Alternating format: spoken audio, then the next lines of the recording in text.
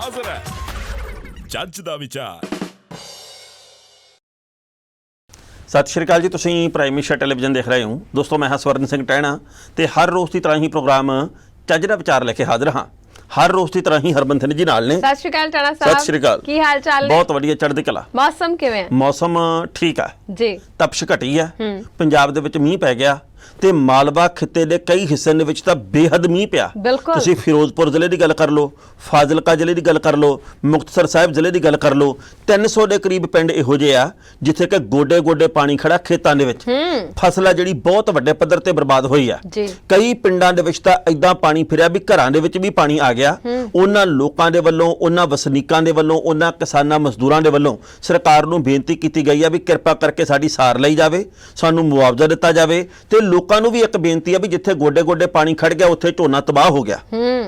ਹੁਣ ਜਿਨ੍ਹਾਂ ਦੇ ਕੋਲੇ ਵਾਧੂ ਬਚੀ ਆ ਪਨੀਰੀ ਝੋਨੇ ਦੀ, ਉਹ ਵੇਚਣ ਦੀ ਥਾਂ ਦੇ ਉੱਤੇ ਕਿਰਪਾ ਕਰਕੇ ਇਹਨਾਂ ਲੋੜਵੰਦ ਕਿਸਾਨਾਂ ਤੱਕ ਪਹੁੰਚਾਉਣ ਦੀ ਖੇਚਲ ਜ਼ਰੂਰ ਕਰਨ। ਕਿਉਂਕਿ ਦੇਖੋ ਇਹਨਾਂ ਦਾ ਤਾਂ ਨੁਕਸਾਨ ਬਹੁਤ ਹੋਇਆ ਤੇ ਇਹ ਨਾ ਹੋਵੇ ਹੋਰ ਨੁਕਸਾਨ ਹੋ ਜਾਏ, ਸਰਕਾਰ ਆਪਣੇ ਤੌਰ ਤੇ ਸਾਰ ਲਵੇ ਤੇ ਲੋਕ ਆ ਜਿਹੜੇ ਆਮ ਸਾਡੇ ਵਰਗੇ ਹੀ ਆ ਤੇ ਉਹ ਆਪਣੇ ਤੌਰ ਦੇ ਉੱਤੇ ਸਾਰ ਲੈਣ। ਇਹ ਮੇਰੀ ਹੱਥ ਜੋੜ ਕੇ ਬੇਨਤੀ ਆ। ਉਹਦਾ ਮੌਸਮ ਵਿਭਾਗ ਨੇ ਗੱਲ ਕਹੀ ਆ ਵੀ ਆਉਂਦੇ 24 ਘੰਟਿਆਂ ਦੇ ਵਿੱਚ ਪੰਜਾਬ 'ਚ ਕਈ ਥਾਵਾਂ ਤੇ ਮੀਂਹ ਪੈ ਜਾਣਾ। ਜੀ, ਮੁਸੀਬਤ ਦੇ ਵੇਲੇ ਸਾਨੂੰ ਸਾਰਿਆਂ ਨੂੰ ਇੱਕ ਦੂਸਰੇ ਦੀ ਬਾਹ ਫੜਨੀ ਚਾਹੀਦੀ ਹੈ ਕਿਉਂਕਿ ਕੋਈ ਪਤਾ ਨਹੀਂ ਕਿ ਇਹ ਮੁਸੀਬਤ ਕਦੋਂ ਕਿਹਦੇ ਵਿਹੜੇ ਦੇ ਵਿੱਚ ਆਣ ਟੁਕੇ। ਸੋ ਇਸ ਲਈ ਹੁਣ ਜਿਹੜੇ ਵਿਚਾਰੇ ਪਰਿਵਾਰਾਂ ਦੀ ਫਸਲ ਬਰਬਾਦ ਹੋ ਗਈ ਹੈ, ਜਿਨ੍ਹਾਂ ਵਿਚਾਰਿਆਂ ਦੇ ਬਹੁਤ ਜ਼ਿਆਦਾ ਨੁਕਸਾਨ ਹੋ ਗਿਆ ਇਸ ਪਾਣੀ ਦਾ ਕਰਕੇ, ਉਹਨਾਂ ਸਾਰਿਆਂ ਦੀ ਬਾਹ ਆਪਾਂ ਨੂੰ ਫੜਨੀ ਚਾਹੀਦੀ ਹੈ। ਤੇ ਹੁਣ ਚੱਜ ਦੇ ਵਿਚਾਰ ਦੀ ਸਾਂਝ ਦੇਖੋ ਵੀ ਚੱਜ ਦਾ ਵਿਚਾਰ ਇਹ ਆ ਵੀ ਐਵੇਂ ਉੱਤੋਂ ਜੇ ਕਿਸੇ ਨੂੰ ਚੰਗੇ ਬਣ ਕੇ ਨਾ ਦਿਖਾਓ। ਅੱਛਾ ਜੀ, ਐਵੇਂ ਉਤਲੇ ਮਨੋ ਜੇ ਕਿਸੇ ਨੂੰ ਚੰਗੇ ਬਣ ਕੇ ਨਾ ਦਿਖਾਓ। ਕੁਦਰਤ ਤੁਹਾਨੂੰ ਅੰਦਰੋਂ ਵੀ ਜਾਣਦੀ ਹੈ ਤੇ ਬਾਹਰੋਂ ਵੀ ਚੰਗੀ ਤਰ੍ਹਾਂ ਜਾਣਦੀ ਹੈ। ਵਾਹ ਵਾਹ, ਵੀ ਤੁਸੀਂ ਹੈਗੇ ਕੀ ਹੋ ਅਸਲ ਦੇ ਵਿੱਚ, ਕੀ ਬਾਤ, ਤੁਸੀਂ ਚੰਗੇ ਆ ਕਿ ਮਾੜੇ ਹੋ, ਪਖੰਡੀ ਹੋ ਕਿ ਸੱਚਾਈ ਵਾਲੇ ਹੋ। ਐਵੇਂ ਕਈ ਵਾਰ ਨਾ ਉਤਲੇ ਮਨੋ ਜੇ ਕਰਕੇ ਨਹੀਂ ਮੈਂ ਤਾਂ ਬਹੁਤ ਚੰਗਾ, ਨਹੀਂ ਮੈਂ ਤਾਂ ਬਸ ਐਂ ਆ, ਬਸ ਰੱਬ ਨੂੰ ਜਾਣ ਦੇਣੀ ਆ, ਬਸ ਐਂ ਹੀ ਆ, ਅਸੀਂ ਤਾਂ ਕਦੇ ਲਾਲਚ ਕੀਤਾ ਹੀ ਨਹੀਂ, ਅਸੀਂ ਤਾਂ ਕਿਸੇ ਬਾਰੇ ਮਾੜਾ ਸੋਚਿਆ ਹੀ ਨਹੀਂ। ਪਰ ਅੰਦਰੋਂ ਤੁਸੀਂ ਕੀ ਆ, ਕੁਦਰਤ ਇਹਦੇ ਬਾਰੇ ਵੀ ਜਾਣਦੀ ਆ ਤੇ ਉੱਤੋਂ ਕੀ ਬਣ ਕੇ ਦਿਖਾਉਣੇ, ਕੁਦਰਤ ਇਹਦੇ ਬਾਰੇ ਵੀ ਜਾਣਦੀ ਹੈ ਜੀ। ਨਾਲੇ ਵੈਸੇ ਵੀ ਟਾਣਾ ਸਾਹਿਬ ਕਹਿੰਦੇ ਸੱਚ ਸਾਹਮਣੇ ਆ ਹੀ ਜਾਂਦਾ ਹੁੰਦਾ, ਚਾਹੇ ਅੱਜ ਆਵੇ, ਚਾਹੇ ਕੱਲ ਆਵੇ, ਚਾਹੇ ਕਦੇ ਵੀ ਆਵੇ। ਜਿਹੜਾ ਤੁਸੀਂ ਉੱਪਰੋਂ ਜਾਂ ਬਣ ਕੇ ਦਿਖਾਓਗੇ ਉਹ ਹਮੇਸ਼ਾ ਸਾਹਮਣੇ ਤਾਂ ਆ ਹੀ ਜਾਊਗਾ। ਕਿੰਨੀ ਕੁ ਦੇਰ ਭੁਲੇਖੇ 'ਚ ਰੱਖ ਲਓਗੇ। ਚੱਜ ਦਾ ਵਿਚਾਰ ਮੈਨੂੰ ਇੱਕ ਹੋਰ ਆਇਆ, ਨਾ ਜਾਣੇ ਇਨਸਾਨ ਕੋ ਕਿਸ ਚੀਜ਼ ਪਰ ਨਾਜ਼ ਹੈ, ना जाने इंसान को किस चीज पर नाज है, जो आखिरी सफर पर भी दूसरों पे मुहताज है। वाह वाह, बंदे ਨੂੰ ਪਤਾ ਨਹੀਂ ਕਿਹੜੀ ਚੀਜ਼ ਦਾ ਘਮੰਡ ਆ ਵੀ ਮੈਂ ਐ ਕਰਤਾ, ਮੈਂ ਐ ਫਲਾਣਾ ਕਰ ਦੇਣਾ, ਮੇਰੇ ਵਰਗਾ ਫੰਨੇ ਖਾਂ ਕੋਈ ਨਹੀਂਗਾ। ਆਪਾਂ ਆਖਰੀ ਸਫ਼ਰ ਦੇ ਲਈ ਵੀ 4 ਜਣਿਆਂ ਦੇ ਮੁਤਾਜ ਆ। 4 ਜਣਿਆਂ ਤੋਂ ਬਿਨਾ ਸਾਨੂੰ ਸਿਵਿਆਂ ਤੱਕ ਨਹੀਂ ਕੋਈ ਲਿਜਾਂਦਾ, ਕੋਈ ਕਬਰਸਤਾਨ ਤੱਕ ਨਹੀਂ ਲੈ ਕੇ ਜਾਂਦਾ। ਇਸ ਕਰਕੇ ਕਿਹੜੀਆਂ ਤੁਹਾਨੂੰ ਫੁਕਰੀਆਂ ਮਾਰਦੇ ਆ, ਕਿਹੜੀ ਫੰਨੇ ਖਾਂ ਵਾਲੀ ਗੱਲ ਕਰਦੇ ਆ। ਦੁੱਕੀ ਦੇ ਬੰਦੇ ਨਹੀਂ ਗੇ ਆਪਾਂ, ਮਿੱਟੀ ਦੇ ਵਿੱਚ ਮਿੱਟੀ ਹੋ ਜਾਣਾ, ਪਾਣੀ ਦੇ ਬੁਲਬੁਲੇ ਆ। ਬਿਲਕੁਲ ਜੀ, ਗੱਲ ਇਹ ਆ ਵੀ ਅਸੀਂ ਨਾ ਬਣਦੇ ਤਾਂ ਬਹੁਤ ਵੀ ਅਸੀਂ ਭਾਈ ਉਤਲੀਆਂ ਗੱਲਾਂ ਛੱਡਦੇ ਆ। ਸਾਨੂੰ ਸਾਰਿਆਂ ਨੂੰ ਇਉਂ ਲੱਗਦਾ ਹੈ ਕਿ ਸਾਡੇ ਖੰਭਾਂ ਤੇ ਅਸਮਾਨ ਟਿਕਿਆ ਹੋਇਆ, ਸਰੀਰ ਮਿੱਟੀ ਹੋ ਜਾਣਾ ਹੈ, ਇਹ ਨਾਸ਼ਵਾਨ ਹੈ, ਇਹ ਮਿੱਟੀ ਦੀ ਢੇਰੀ ਹੈ, ਇਹ ਕਫਨ ਦੇ ਜੇਬਾਂ ਨਹੀਂ ਹੁੰਦੀਆਂ, ਖਾਲੀ ਹੱਥ ਸਿਕੰਦਰ ਦੇ ਵੀ ਆਏ ਸਨ।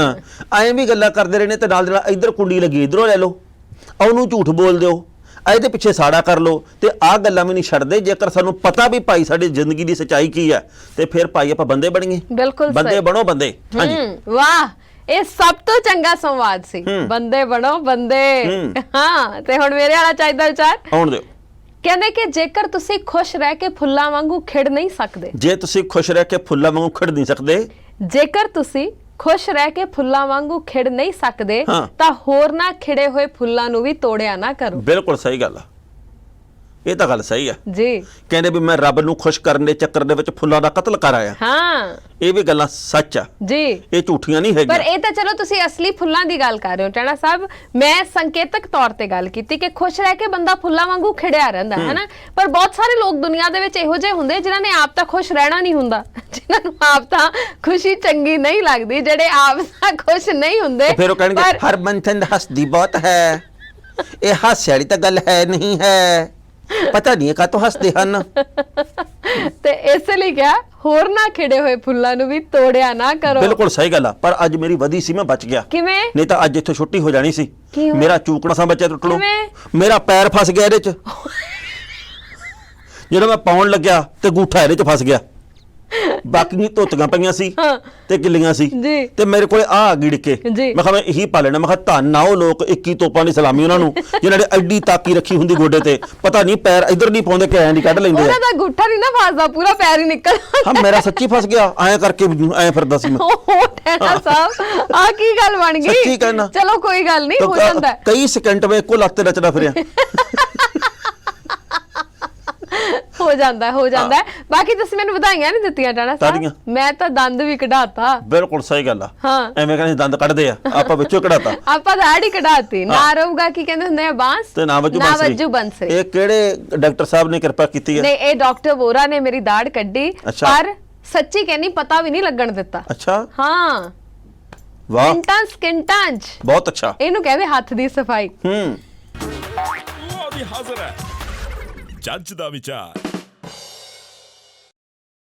ਟਾਣਾ ਸਾਹਿਬ, ਸਭ ਤੋਂ ਪਹਿਲਾਂ ਤਾਂ ਉਸ ਮੁੱਦੇ ਦੀ ਗੱਲ ਕਰਦੇ ਹਾਂ ਜਿਹੜਾ ਮੁੱਦਾ ਇਸ ਵੇਲੇ ਹਰ ਇੱਕ ਦੀ ਜ਼ੁਬਾਨ ਤੇ ਹੈ, ਸੋਸ਼ਲ ਮੀਡੀਆ ਤੇ ਬਹੁਤ ਜ਼ਿਆਦਾ ਛਾਇਆ ਹੋਇਆ ਹੈ, ਅਖਬਾਰਾਂ ਦੇ ਵਿੱਚ ਇਸ ਮੁੱਦੇ ਦੇ ਉੱਪਰ ਚਰਚਾ ਹੁੰਦੀ ਪਈ ਹੈ। ਉਹ ਮੁੱਦਾ ਹੈ ਸਰਦਾਰ ਸਿਮਰਨਜੀਤ ਸਿੰਘ ਮਾਨ ਹੋਰਾਂ ਦੇ ਨਾਲ ਜੁੜਿਆ ਹੋਇਆ। ਜਿਹੜੀਆਂ ਗੱਲਾਂ ਉਹਨਾਂ ਨੇ ਕਹੀਆਂ ਸ਼ਹੀਦ-ਏ-ਆਜ਼ਮ ਸ਼ਹੀਦ ਭਗਤ ਸਿੰਘ ਹੋਰਾਂ ਨੂੰ ਲੈ ਕੇ, ਉਹਨੂੰ ਲੈ ਕੇ ਬਹੁਤ ਤਰ੍ਹਾਂ ਦੀ ਪ੍ਰਤੀਕਿਰਿਆ ਸਾਹਮਣੇ ਆਉਂਦੀ ਪਈ ਹੈ ਨਾ। ਕੋਈ ਕੁਛ ਕਹਿ ਰਿਹਾ, ਕੋਈ ਕੁਛ ਕਹਿ ਰਿਹਾ।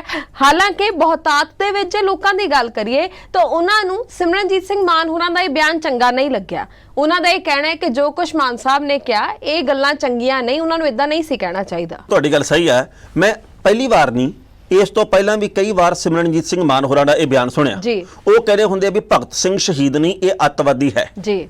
ਇਹਦੇ ਵੱਲੋਂ ਬੇਕਸੂਰ ਲੋਕਾਂ ਦਾ ਕਤਲ ਕੀਤਾ ਗਿਆ, ਅੰਮ੍ਰਿਤਧਾਰੀ ਸਿੱਖ ਦਾ ਕਤਲ ਕਰ ਦਿੱਤਾ ਗਿਆ, ਇੱਕ IPS ਅਧਿਕਾਰੀ ਦਾ ਕਤਲ ਕੀਤਾ ਗਿਆ, ਅਸੈਂਬਲੀ ਦੇ ਵਿੱਚ ਬੰਬ ਸੁੱਟਿਆ। ਇਸ ਕਰਕੇ ਉਹਨਾਂ ਦਾ ਕਹਿਣਾ ਕਿ ਸਾਡੀ ਨਜ਼ਰ ਦੇ ਵਿੱਚ ਭਗਤ ਸਿੰਘ ਅੱਤਵਾਦੀ ਆ, ਸ਼ਹੀਦ ਨਹੀਂ।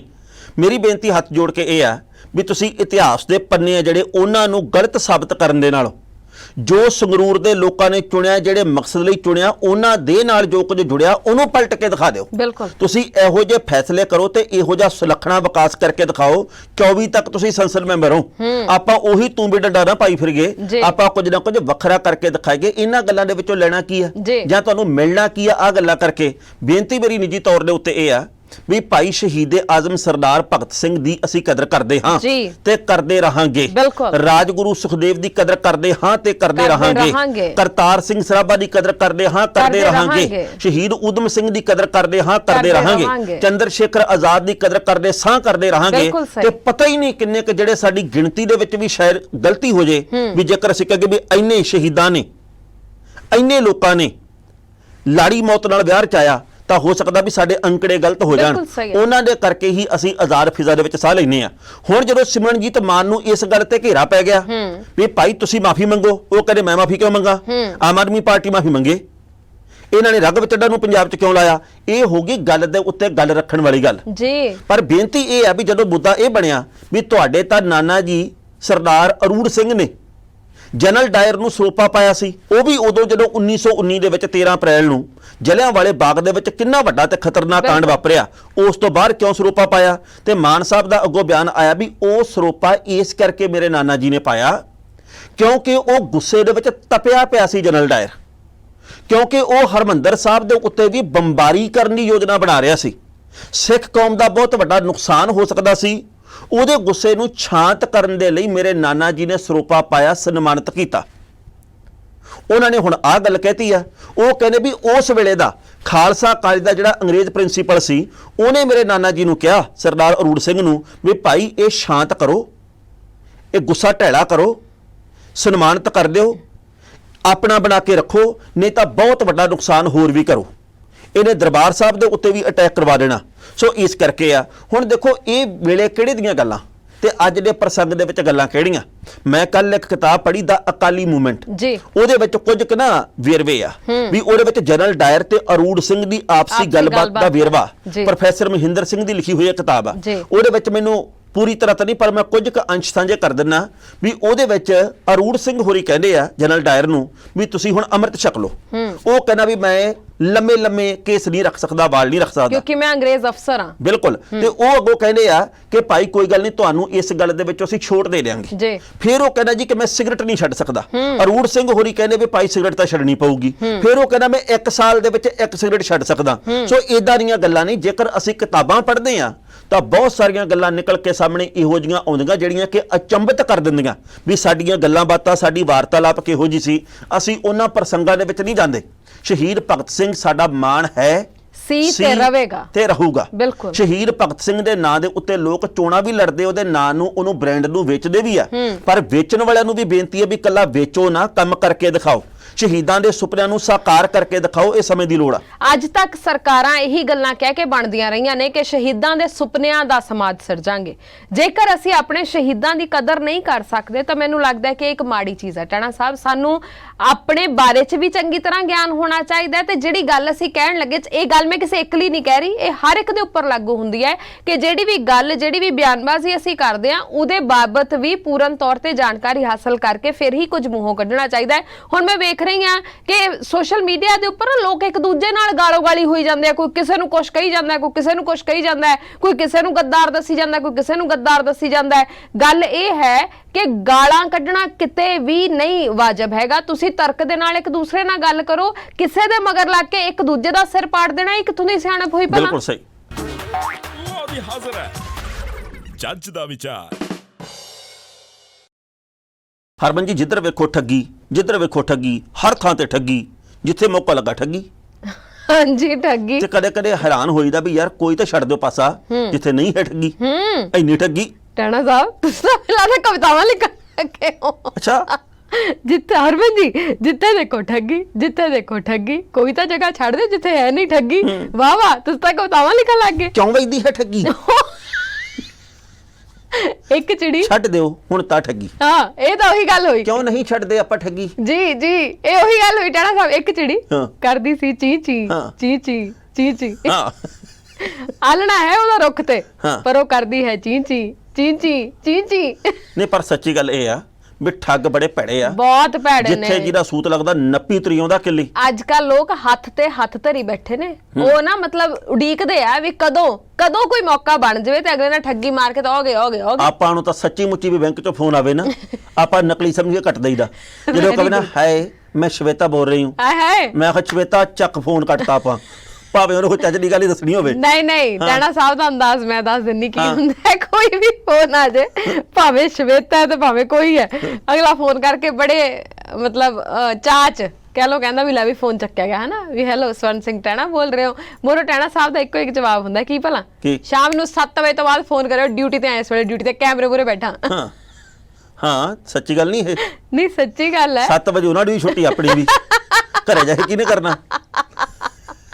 ਸਹੀ ਹੈ। ਸਾਰੀ ਦਿਹਾੜੀ ਮੈਨੂੰ ਐਂ ਪੁੱਛੀ ਜਾਣਗੇ ਕਰਜ਼ਾ ਲੈਣਾ, ਮੈਂ ਕਿਹਾ ਮੋੜਨਾ ਤੁਸੀਂ ਆ। ਹਾਂ, ਕੋ ਮੁਫਤ ਚ ਦੇ ਦਿਓ। ਵੀ ਲੋੜ ਹੈਗੀ ਪੈਸੇ ਦੀ, ਇਹ ਨਹੀਂ ਕਹਿੰਦੇ ਵੀ ਹੈ ਨਹੀਂ, ਪਰ ਯਾਰ ਇਹ ਵੀ ਨਹੀਂ ਗੱਲ ਵੀ ਭਾਈ ਤੁਹਾਡੇ ਕਹੇ ਤੇ ਕਰਜ਼ਾ ਲੈ ਲਾਂ, ਪਹਿਲਾਂ ਤੁਸੀਂ ਹੋਰ ਗੱਲ ਦੱਸਦੇ ਹੁੰਨੇ ਆ, ਵਿਆਜ ਇਤਨੇ % ਲੱਗੇਗਾ, ਬਾਅਦ ਚ ਗੱਲ ਚ ਗੂਠਾ ਦੇਣ ਨੂੰ ਫਿਰਦੇ ਆ। ਬਿਲਕੁਲ ਸਹੀ ਹੈ। ਤੇ ਅਸੀਂ ਤਾਂ ਵਿਜੇ ਮਾਲਿਆ ਵੀ ਹੈ ਨਹੀਂ, ਜਿਹੜੇ ਭੱਜ ਲਵਾਂਗੇ ਤੇ ਸਿਰਫ 2000 ਰੁਪਏ ਹੀ ਜੁਰਮਾਨਾ ਲੱਗੂਗਾ। ਸਾਡੇ ਤੋਂ ਤਾਂ ਜਿੰਨੇ ਲਏ ਆ ਉਹ ਤੋਂ ਦੁੱਗਣੇ ਕਰਕੇ ਮੋੜ ਦਿਓ। ਬਿਲਕੁਲ ਸਹੀ ਗੱਲ ਹੈ ਨਾ। ਸੋ ਖੈਰ, ਆਪਾਂ ਠੱਗੀ ਦੀ ਗੱਲ ਸ਼ੁਰੂ ਕਿਉਂ ਕੀਤੀ? ਉਹ ਮੈਂ ਤਾਂ ਕੀਤੀ ਸੀ ਵੀ ਅੰਮ੍ਰਿਤਸਰ ਤੋਂ ਹੈਗੇ ਨੇ ਨਾ ਜਿਹੜੇ ਕੁੰਵਰ ਵਿਜੇ ਪ੍ਰਤਾਪ ਸਿੰਘ। ਹਾਂਜੀ, ਵਿਧਾਇਕ ਆ ਜੀ, ਸਾਬਕਾ ਬੜੇ ਵੱਡੇ ਅਧਿਕਾਰੀ ਆ। ਬਿਲਕੁਲ। ਉਹਨਾਂ ਦੇ ਨਾਂ ਦੇ ਉੱਤੇ ਇੱਕ ਜਾਲੀ ਫੇਸਬੁੱਕ, ਉਹ ਕਿਹਨੂੰ ਕਹਿੰਦੇ ਆ, WhatsApp ਖਾਤਾ ਬਣ ਗਿਆ। ਅੱਛਾ ਜੀ। ਹਾਂ, ਕਿਸੇ ਨੇ ਇੱਕ ਨੰਬਰ ਕੀਤਾ ਜਾਰੀ, ਉੱਤੇ ਲਾ ਲਈ ਕੁੰਵਰ ਵਿਜੇ ਪ੍ਰਤਾਪ ਦੀ ਫੋਟੋ। ਉਹ ਬੰਦਾ ਜਿਹੜਾ ਵੀ ਹੈ ਉਹ ਨਾ ਵੱਖ-ਵੱਖ ਲੋਕਾਂ ਨੂੰ ਮੈਸੇਜ ਕਰ ਰਿਹਾ ਵੀ ਭਾਈ ਮੈਂ ਹੈਗਾ ਕੁੰਵਰ ਵਿਜੇ ਪ੍ਰਤਾਪ ਤੇ ਮੈਨੂੰ ਪੈਸਿਆਂ ਦੀ ਲੋੜ ਆ ਤਾਂ ਮੈਨੂੰ ਪੈਸੇ ਭੇਜੋ। ਅੱਛਾ। ਕਿਸੇ ਨੂੰ ਕਹਿੰਦਾ 20000 ਭੇਜ ਦਿਓ, ਕਿਸੇ ਨੂੰ ਕਹਿੰਦਾ 50000 ਭੇਜ ਦਿਓ, ਕਿਸੇ ਨੂੰ ਕੁਛ ਕਹਿੰਦਾ, ਕਿਸੇ ਨੂੰ ਕੁਛ ਕਹਿੰਦਾ। ਉਹ ਸੁਨੇਹੇ ਭੇਜੀ ਜਾਂਦਾ।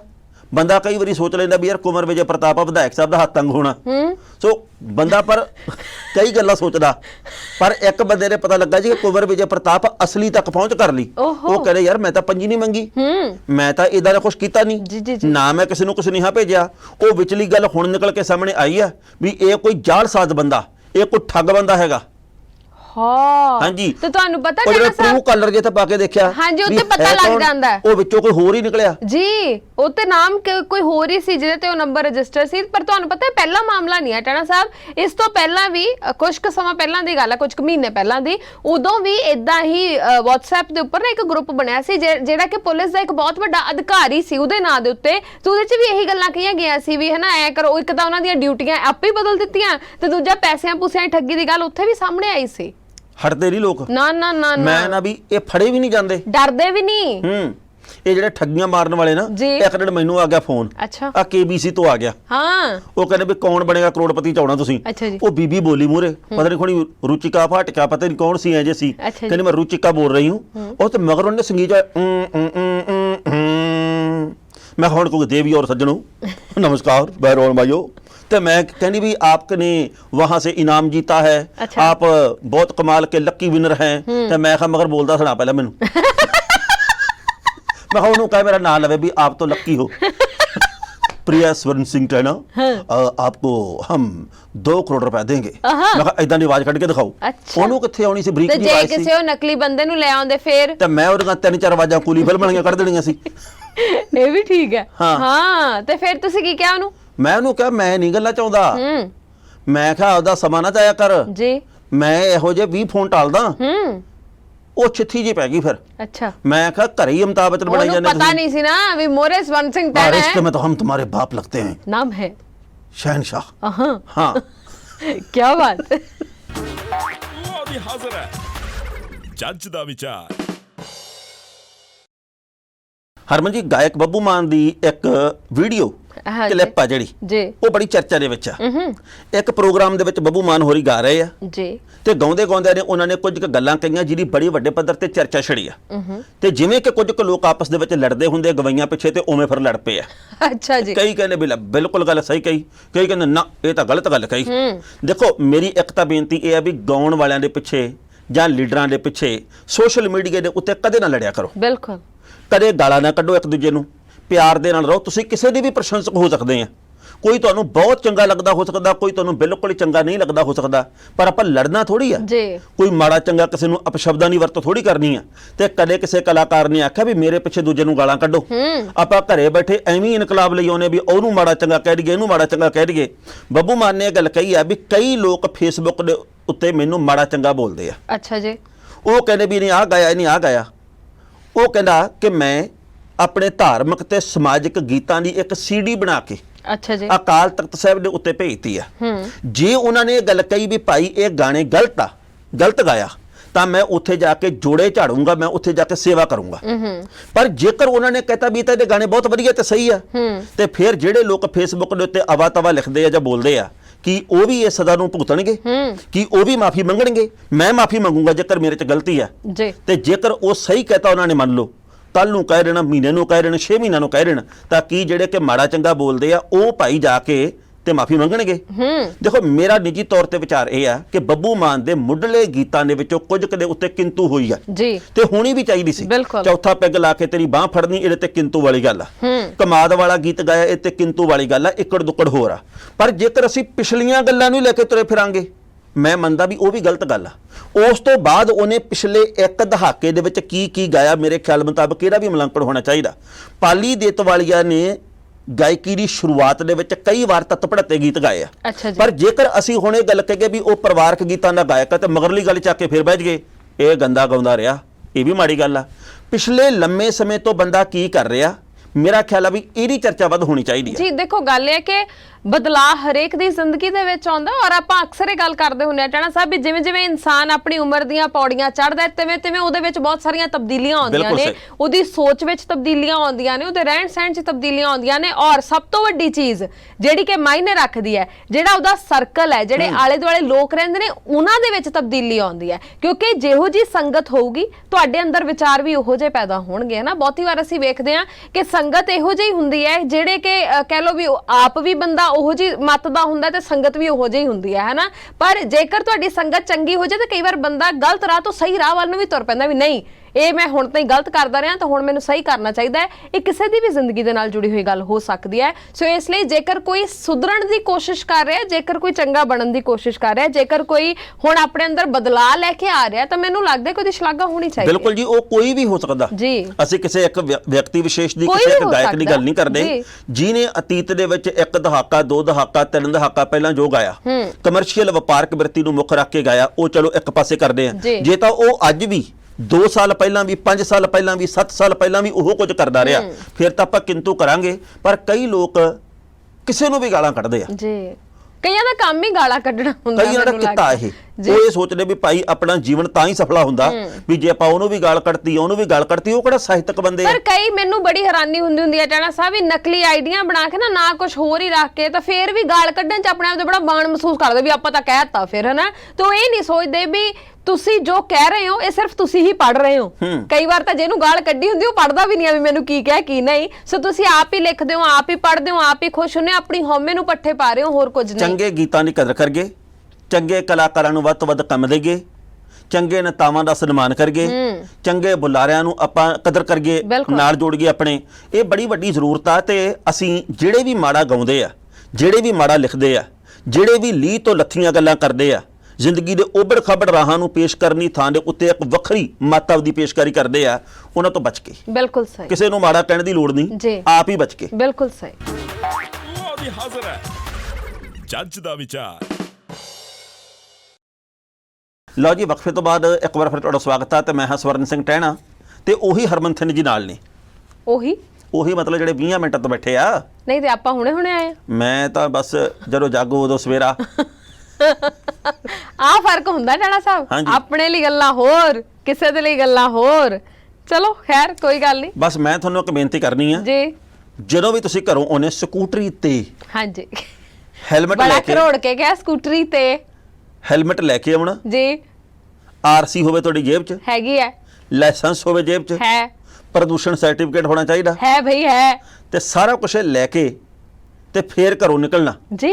ਤੇ ਜੇਕਰ ਤੁਹਾਡੇ ਕੋਲੇ ਇਹ ਸਮਾਨ ਨਾ ਹੋਇਆ ਤਾਂ ਸਮਝ ਲਓ ਭੁੱਕੇ ਗਏ। ਮੇਰੇ ਕੋਲ ਹੈਲਮਟ ਵੀ ਹੈ, ਆਰਸੀ ਵੀ ਹੈ, ਪ੍ਰਦੂਸ਼ਣ ਵੀ ਹੈ ਤੇ ਲਾਇਸੈਂਸ ਵੀ ਹੈ। ਹਾਂ ਜੀ, ਬਹੁਤ ਚੰਗੀ ਗੱਲ। ਸਕੂਟਰੀ ਵੀ ਹੈ। ਤੇ ਸਕੂਟਰੀ ਵੀ ਹੈ। ਤੇ ਸਾਰਿਆਂ ਨੂੰ ਹੀ ਬੇਨਤੀ ਆ ਵੀ ਸਰਕਾਰ ਨੇ ਭਾਈ ਨਿਯਮ ਕਰਤੇ ਸਖਤ, ਕਹਿੰਦੇ ਵੀ ਮੋਰ ਬਣਾ ਰਹੇ ਹੁਣ। ਜਿਹੜਾ ਵੀ ਬੰਦਾ ਗਲਤ ਕੰਮ ਕਰੂਗਾ ਨਾ ਜਾਂ ਜਿਹੜਾ ਵੀ ਨਿਯਮਾਂ ਦਾ ਪਾਲਣ ਨਹੀਂ ਕਰੂਗਾ।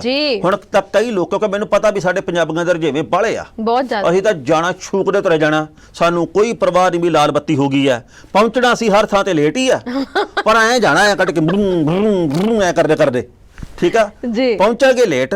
ਪਰ ਜਿਹੜਾ ਵੀ ਹੁਣ ਕਲਛਣੀਆਂ ਜੀਆਂ ਗੱਲਾਂ ਕਰਦਾ, ਠੀਕ ਆ, ਜਿਹੜਾ ਵੀ ਹੋਛਾ ਜਾ ਜਿਹਨੂੰ ਐ ਲੱਗਦਾ ਵੀ ਭਾਈ ਮੈਂ ਤਾਂ ਸਟੰਟਮੈਨ ਬਣਨਾ, ਉਹਨੂੰ 5000 ਰੁਪਏ ਦਾ ਜੁਰਮਾਨਾ ਹੋਇਆ ਕਰੂਗਾ। ਵਾਹ।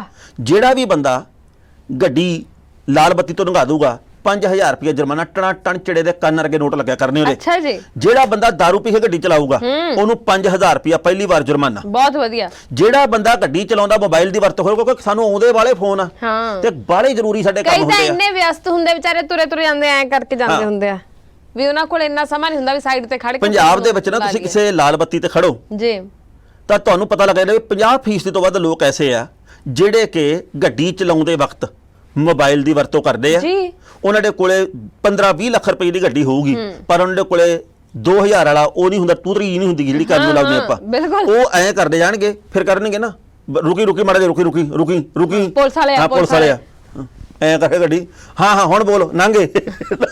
ਵੀ ਇਹ ਆ ਵੀ ਇਹਨਾਂ ਲੋਕਾਂ ਨੂੰ 5-5000 ਰੁਪਏ ਦਾ ਜੁਰਮਾਨਾ, ਕਈ ਲੋਕ ਤਾਂ 3-3 ਮਹੀਨੇ ਵਾਸਤੇ ਲਾਇਸੈਂਸ ਦੇ ਉੱਤੇ ਕਾਟਾ ਫਿਰ ਜਾਣਾ ਨਾ। ਇਹ ਤਾਂ 5-5 ਮਹੀਨੇ ਲਈ ਕਾਟਾ ਫਿਰਨਾ ਚਾਹੀਦਾ ਟਾਣਾ ਸਾਹਿਬ। ਕਈ ਲੋਕ ਇੰਨਾ ਦੁਖੀ ਕਰਦੇ ਨੇ, ਉਹ ਆਪ ਤਾਂ ਘਰੋਂ ਆਰਾਮ ਦੇ ਨਾਲ ਕੋਈ ਕੰਮ ਆਪਾਂ ਨੂੰ ਹੁੰਦਾ ਨਹੀਂ ਆ ਹਨਾ, ਤੁਰ ਪੈਂਦੇ ਗੱਡੀ ਲੈ ਕੇ। ਉਹਨਾਂ ਨੇ ਕੋਈ ਨਹੀਂ ਵੇਖਣਾ ਵੀ ਕਿੱਥੇ ਕਿੰਨੀ ਸਪੀਡ ਲਿਮਿਟ ਆ, ਮੈਂ ਕਿਹੜੀ ਲੇਨ ਦੇ ਵਿੱਚ ਜਾ ਰਿਹਾ ਹਾਂ, ਮੈਨੂੰ ਕਿੱਧਰ ਤੁਰਨਾ ਚਾਹੀਦਾ, ਕਿਹੜਾ ਇੰਡੀਕੇਟਰ ਵਰਤਣਾ ਚਾਹੀਦਾ, ਨਾ ਬਸ ਫੋਨ।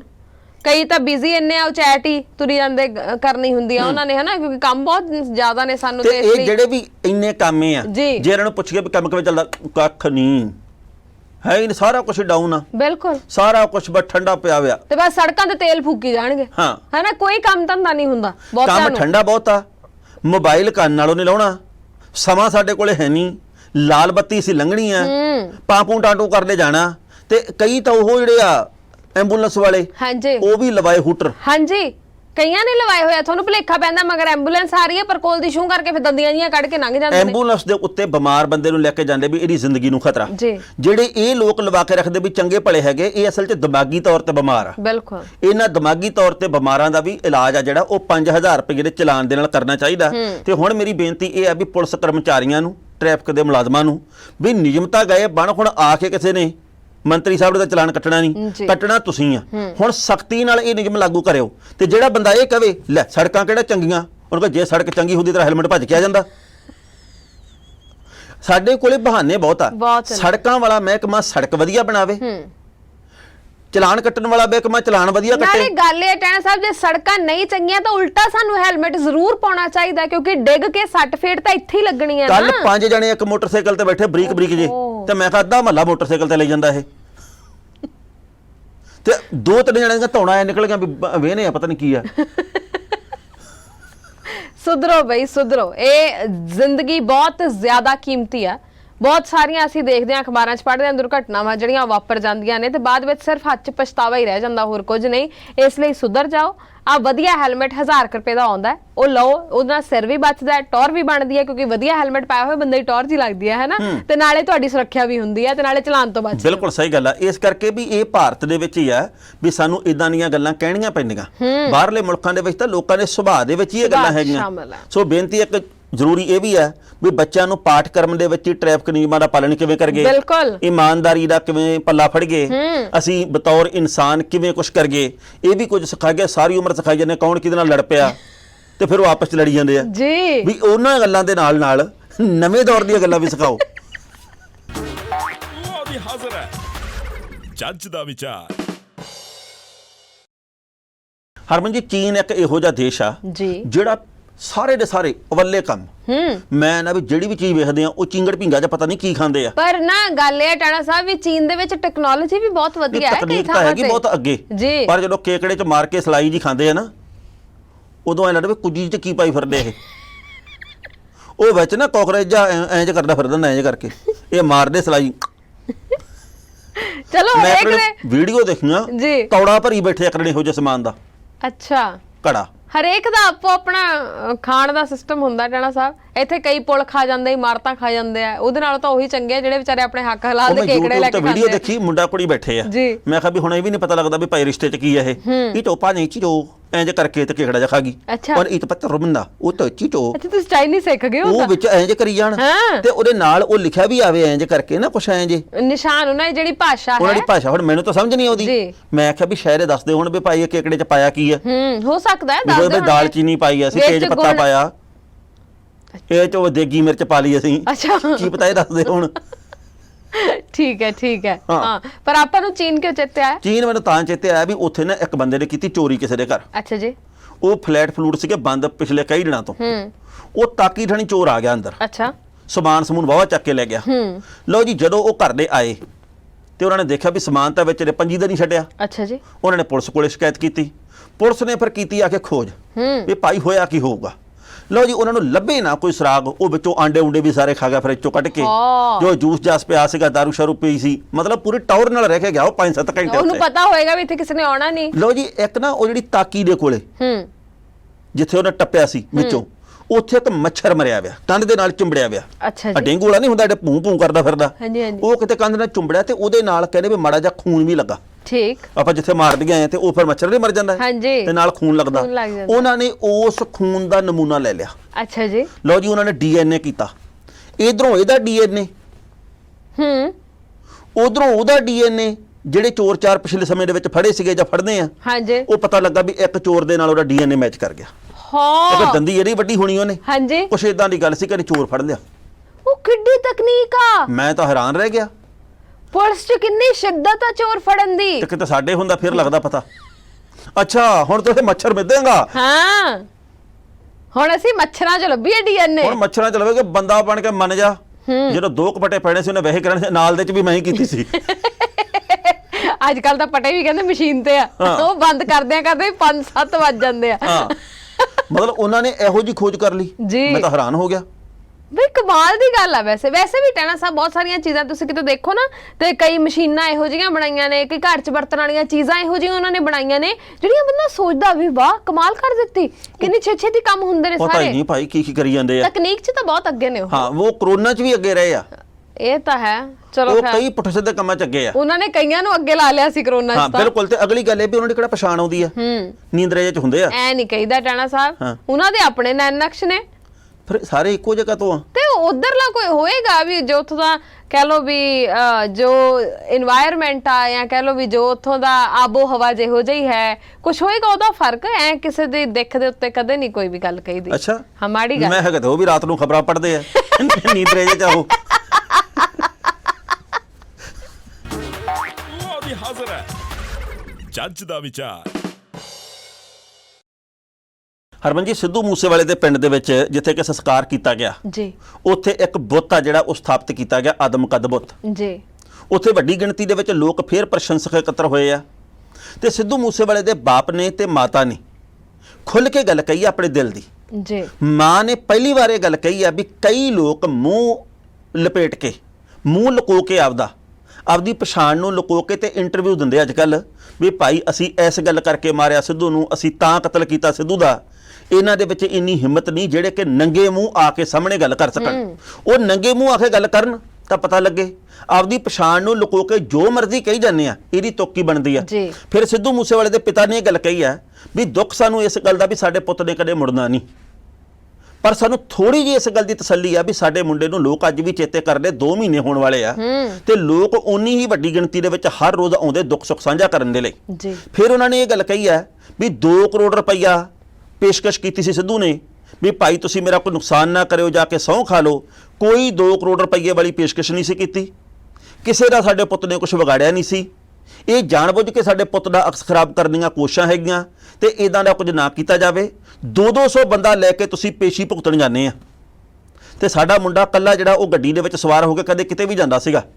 2 ਕਰੋੜ ਰੁਪਈਆ ਉਹ ਸਾਲ ਦਾ, ਬਾਪ ਨੇ ਗੱਲ ਕਹੀ ਹੈ ਕਿ ਮੇਰਾ ਪੁੱਤ 2 ਕਰੋੜ ਰੁਪਈਆ ਸਾਲ ਦਾ ਇਨਕਮ ਟੈਕਸ ਭਰਦਾ ਸੀ, ਪਰ ਬਦਲੇ ਦੇ ਵਿੱਚ ਮਿਲਿਆ ਕੀ ਆ? ਗੋਲੀ। ਬਦਲੇ 'ਚ ਮਿਲਿਆ ਕੀ ਆ? ਮੌਤ। ਗੱਲ ਇਹ ਹੈ ਟਾਣਾ ਸਾਹਿਬ ਕਿ ਹਰ ਇੱਕ ਦੀ ਜ਼ੁਬਾਨ ਦੇ ਉੱਪਰ ਇਹ ਸਾਰਾ ਕਿੱਸਾ ਹੈ ਨਾ। ਹਰ ਇੱਕ ਬੰਦਾ ਇਸ ਵੇਲੇ ਪ੍ਰਸ਼ਾਸਨ ਵੱਲ ਨੂੰ ਵੇਖ ਰਿਹਾ ਹੈ, ਸਰਕਾਰਾਂ ਵੱਲ ਨੂੰ ਵੇਖ ਰਿਹਾ ਹੈ, ਪੁਲਿਸ ਵੱਲ ਨੂੰ ਵੇਖ ਰਿਹਾ ਹੈ ਵੀ ਆਖਰਕਾਰ ਇਨਸਾਫ ਕਦੋਂ ਮਿਲੂਗਾ। ਹਰ ਰੋਜ਼ ਖਬਰਾਂ ਬਹੁਤ ਆਉਂਦੀਆਂ ਨੇ, ਇੰਨੇ ਬੰਦੇ ਫੜ ਲਏ, ਇੰਨੇ ਬੰਦੇ ਚੱਕ ਲਏ, ਇੰਨੇ ਸ਼ੂਟਰ ਨੇ, ਇੰਨੇ ਜਿਹੜੇ ਗੈਂਗਸਟਰ ਉਹ ਫੜ ਲਏ। ਪਰ ਗੱਲ ਇਹ ਹੈ ਕਿ ਅਸਲ ਕਹਾਣੀ ਕੀ ਹੈ, ਇਨਸਾਫ ਅਸਲ 'ਚ ਕਦੋਂ ਮਿਲੂਗਾ, ਇਹ ਸਭ ਤੋਂ ਵੱਡਾ ਸਵਾਲ ਹੈ ਨਾ। ਕਿਉਂਕਿ ਹਰ ਰੋਜ਼ ਲੋਕ ਵੀ ਹੁਣ ਨਾ ਇਹ ਗੱਲਾਂ ਸੁਣ ਕੇ ਵੀ ਪੁਲਿਸ ਆ ਕਰ ਰਹੀ ਹੈ, ਉਹ ਵੀ ਵਿਚਾਰੇ ਹੁਣ ਤੰਗ ਹੋ ਗਏ ਨੇ ਵੀ ਤੁਸੀਂ ਕੋਈ ਸਿੱਟੇ ਦੀ ਗੱਲ ਕਰੋ, ਤੁਸੀਂ ਇਨਸਾਫ ਦੀ ਗੱਲ ਕਰੋ। ਕਿੰਨੀ ਕੁ ਦੇਰ ਕਹਾਣੀਆਂ ਅੱਗੇ ਤੋਂ ਅੱਗੇ ਵਧਾਈ ਜਾਓਗੇ। ਉਸ ਪਰਿਵਾਰ ਦਾ ਸੋਚੋ ਕੀ ਹਾਲ ਹੋਊਗਾ ਇਸ ਵੇਲੇ, ਉਸ ਮਾਂ-ਬਾਪ ਦਾ ਕੀ ਹਾਲ ਹੋਊਗਾ ਜਿਨ੍ਹਾਂ ਦਾ ਜਵਾਨ ਜਹਾਨ ਪੁੱਤ ਇਸ ਦੁਨੀਆ ਤੋਂ ਚਲਾ ਗਿਆ ਤੇ ਅਜੇ ਤੱਕ ਉਹਨਾਂ ਨੂੰ ਇੰਨਾ ਸਮਾਂ ਬੀਤਣ ਤੋਂ ਬਾਅਦ ਵੀ ਇਨਸਾਫ ਵੀ ਨਹੀਂ ਮਿਲਿਆ ਹੈਗਾ। ਬਿਲਕੁਲ। ਤੇ ਮਾਂ ਨੇ ਇਹ ਵੀ ਗੱਲ ਕਹੀ ਹੈ, ਉਹ ਕਹਿੰਦੀ ਵੀ PGI ਦੇ ਵਿੱਚ ਜਾ ਕੇ ਸਾਡਾ ਪੁੱਤ ਆ ਜਿਹੜਾ ਉਹ ਲੋੜਵੰਦਾਂ ਦੀ ਮਦਦ ਕਰਦਾ ਹੁੰਦਾ ਸੀ। ਅੱਛਾ ਜੀ। ਜੇ ਕਿਸੇ ਨੂੰ ਖੂਨ ਚਾਹੀਦਾ ਸੀ ਉਹ ਪੋਸਟ ਪਾ ਕੇ ਲੋੜਵੰਦਾਂ ਵਾਸਤੇ ਖੂਨ ਦਾ ਪ੍ਰਬੰਧ ਕਰ ਦਿੰਦਾ ਸੀ। ਵੀ ਉਹਨੇ ਆਪਣੇ ਤੌਰ ਦੇ ਉੱਤੇ ਜਿੰਨੇ ਕੁ ਕੰਮ ਹੋ ਸਕੇ ਤੇ ਉਹਨੇ ਕਰਨ ਦੀ ਕੋਸ਼ਿਸ਼ ਕੀਤੀ ਹੈ, ਪਰ ਤਰੱਕੀ ਪਰ ਚੜ੍ਹਾਈ ਉਹਦੀ ਬੈਰੀ ਬਣ ਗਈ। ਤੁਸੀਂ ਵਿਚਾਰਧਾਰਕ ਤੌਰ ਦੇ ਉੱਤੇ ਅਸਹਿਮਤ ਹੋ ਸਕਦੇ, ਪਰ ਕਿਸੇ ਬੰਦੇ ਦੀ ਜਾਨ ਲੈਣ ਦਾ ਹੱਕ ਕੀ ਹੈ? ਕਿਸੇ ਨੂੰ ਨਹੀਂ। ਸਵਾਲ ਕੀਤਾ। ਇਹ ਸਵਾਲ ਦਾ ਉੱਤਰ ਹੁਣ ਕੌਣ ਦੇਊਗਾ, ਇਹ ਵਕਤ ਦੱਸੂਗਾ। ਬਿਲਕੁਲ। ਤੇ ਪਰ ਸਾਰੇ ਚਾਹੁੰਦੇ ਆ ਕਿ ਇਨਸਾਫ ਮਿਲੇ ਤੇ ਵੇਲੇ ਸਿਰ ਮਿਲੇ। ਬਿਲਕੁਲ ਸਹੀ। ਮੈਂ ਵੀ ਉਹੀ ਕਹਿਣ ਲੱਗੀ ਸੀ ਕਿ ਅਸੀਂ ਤਾਂ ਸਾਰੇ ਇਹੀ ਚਾਹੁੰਦੇ ਆ ਕਿ ਇਨਸਾਫ ਜ਼ਰੂਰ ਮਿਲੇ ਪਰਿਵਾਰ ਨੂੰ, ਔਰ ਛੇਤੀ ਮਿਲੇ। ਇਨਸਾਫ ਮਿਲਣ ਦੇ ਵਿੱਚ ਦੇਰੀ ਨਹੀਂ ਹੋਣੀ ਚਾਹੀਦੀ। ਇਹ ਬਹੁਤ ਤੰਗ ਕਰ ਰਹੀਆਂ ਨੇ ਇਹ ਚੀਜ਼ਾਂ ਸਾਰਿਆਂ ਨੂੰ, ਹਨਾ। ਸੋ ਖੈਰ ਆਪਾਂ ਚੱਲੀਏ ਹੁਣ। ਬਿਲਕੁਲ ਜੀ। ਤੇ ਇੱਕ ਸਾਡੀ ਦਰਸ਼ਕਾਂ ਨੂੰ ਬੇਨਤੀ ਹੈ ਵੀ ਤੁਹਾਡੇ ਪਿੰਡਾਂ ਵੱਲ, ਤੁਹਾਡੇ ਇਲਾਕੇ ਦੇ ਵੱਲ, ਤੁਹਾਡੇ ਕਸਬੇ ਦੇ ਵੱਲ ਕਿੰਨਾ ਕੁ ਮੀਂਹ ਪਿਆ ਜੀ, ਤੇ ਮੀਂਹ ਦੇ ਨਾਲ ਕਿੰਨਾ ਕੁ ਨੁਕਸਾਨ ਹੋਇਆ ਜਾਂ ਨੁਕਸਾਨ ਨਹੀਂ ਹੋਇਆ, ਇਹਦੇ ਬਾਰੇ ਵੀ ਵੇਰਵਾ ਜ਼ਰੂਰ ਸਾਂਝਾ ਕਰਿਓ ਜੀ। ਬਿਲਕੁਲ। ਤੇ ਬਾਕੀ ਜਿਹੜੀ ਅਸੀਂ ਸ਼ੁਰੂਆਤ ਦੇ ਵਿੱਚ ਅਪੀਲ ਕੀਤੀ ਸੀ ਉਹ ਦੁਬਾਰਾ ਗੱਲ ਦੁਹਰਾ ਦਿੰਦੇ ਆ ਕਿ ਜਿਨ੍ਹਾਂ ਲੋਕਾਂ ਦੀ ਫਸਲ ਖਰਾਬ ਹੋਈ ਹੈ ਪਾਣੀ ਦਾ ਕਰਕੇ, ਮੀਂਹ ਦਾ ਕਰਕੇ, ਤੇ ਜਿਨ੍ਹਾਂ ਦੇ ਕੋਲ ਪਨੀਰੀ ਅਜੇ ਹੈਗੀ ਹੈ ਜਾਂ ਜਿਹੜੇ ਵੀ ਲੋਕ ਮਦਦ ਕਰ ਸਕਦੇ ਨੇ ਉਹ ਜ਼ਰੂਰ ਕਿਸੇ ਨਾ ਕਿਸੇ ਦੀ ਬਾਹ ਫੜਿਓ। ਉਹਨਾਂ ਨੂੰ ਲੋੜ ਹੈ ਆਪਣੀ ਤੇ ਆਪਾਂ ਨੂੰ ਖੜਨਾ ਚਾਹੀਦਾ ਉਹਨਾਂ ਲੋਕਾਂ ਦੇ ਨਾਲ। ਬਾਕੀ ਫਿਲਹਾਲ ਹੁਣ ਪ੍ਰੋਗਰਾਮ ਇੱਥੇ ਹੀ ਸਮੇਟਦੇ ਆ ਜੀ। ਹੋ ਗਿਆ ਜਾਣ ਦਾ ਵੇਲਾ। ਦੋਵਾਂ ਦੀ ਇਜਾਜ਼ਤ, ਫਿਰ ਮਿਲਾਂਗੇ। ਪ੍ਰਤੀਕਿਰਿਆ ਆਪਣੀ ਜ਼ਰੂਰ ਸਾਡੇ ਤੇ ਪਹੁੰਚਾਇਓ। ਸਤਿ ਸ਼੍ਰੀ ਅਕਾਲ। ਤੁਸੀਂ ਵੇਖਦੇ ਰਹੋ ਪ੍ਰਾਈਮ ਏਸ਼ੀਆ ਟੀਵੀ, ਤੁਹਾਡਾ ਆਪਣਾ ਤੁਹਾਡੇ ਲਈ। ਹਾਜ਼ਰ ਹੈ ਜੱਜ ਦਾ ਵਿਚਾਰ।